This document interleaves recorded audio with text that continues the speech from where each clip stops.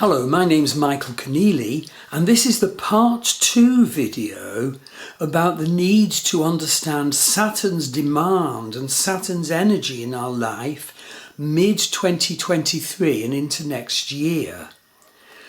Part 1 mentions the overall timetable and mentions the general factors that perhaps all of us will experience because of Saturn's energy when he stations and turns retrograde on June the 17th, 2023, creating a super powerful Saturn energy timetable from March 23 to February 2024. And there is a more detailed timetable at the end of the associated blog post.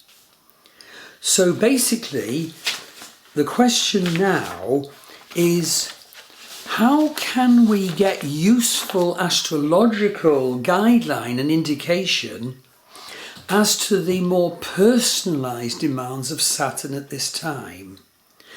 Part 1 video mentions the general sort of Saturn experiences that we'll all experience.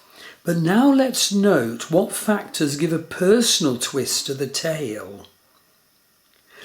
Now, the personally expressed karmic demands of Saturn are revealed through Saturn's sign, house, aspect, and nakshatra in your birth chart, and what dasha or predictive period you're in now, and of course what house, what area of life the sign of Aquarius is in your birth chart, where Saturn is doing this station and retrograde from March 23, running virtually 12 months.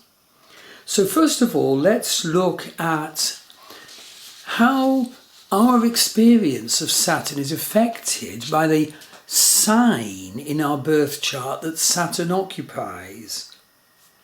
So for example, if you have Saturn in Leo, then you'll be a focused hard worker, but overburdened by responsibilities with a lack of fun or pleasure. You could even be cold and heartless and have problems with father issues.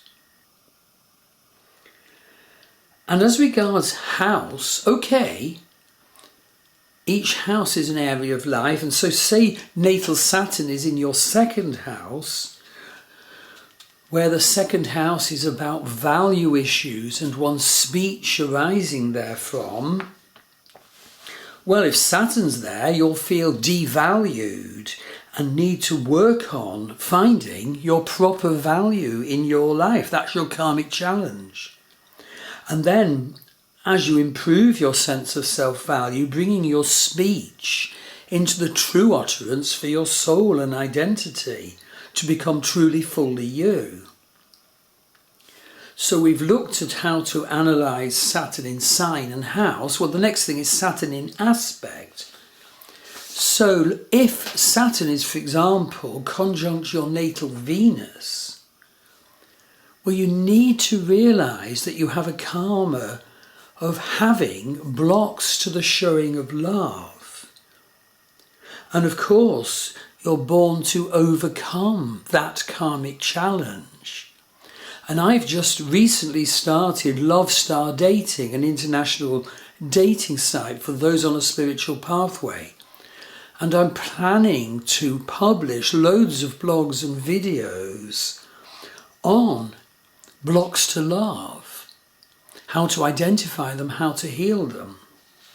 So we've covered sign, house and aspect. Well, the next thing you definitely need to be aware of is what nakshatra does Saturn occupy in your birth chart. The nakshatras are the supremely and utterly wonderful declaration, the 27 lunar signs of Vedic astrology that tell us so much about our personality and so much about our love scripts. So if, as an example, you have Saturn in Magha Nakshatra in Leo. Well, basically, Leo wants power. Magha wants power. But with Saturn there, these people feel disempowered by their family and their environment and by officials and bureaucrats and rulers.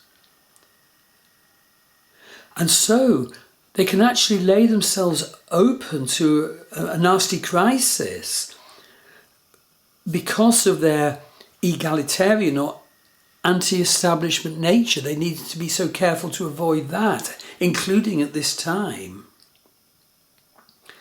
And of course this is especially true when Saturn is actually transiting Leo. And note that Aquarius is opposite Leo. So if you have your natal Saturn in Magha or Leo, then watch out for what I've just mentioned about being disempowered and becoming destructively anti-authority rather than positively anti-authority. Now, the next thing we absolutely always have to be aware of is our dasha or predictive period. Now, if you're in the dasha of an expansively nature planet, such as Jupiter or Rahu, the North Node, Saturn will really call you to account now.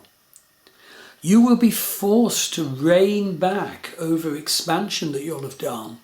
You'll be forced to tie up loose ends you've left. You'll be forced to cut back on your excesses. You'll be demanded to focus on your essence at this Saturn transit time. All loose karmic ends will nag at each of us to be tied up and resolved.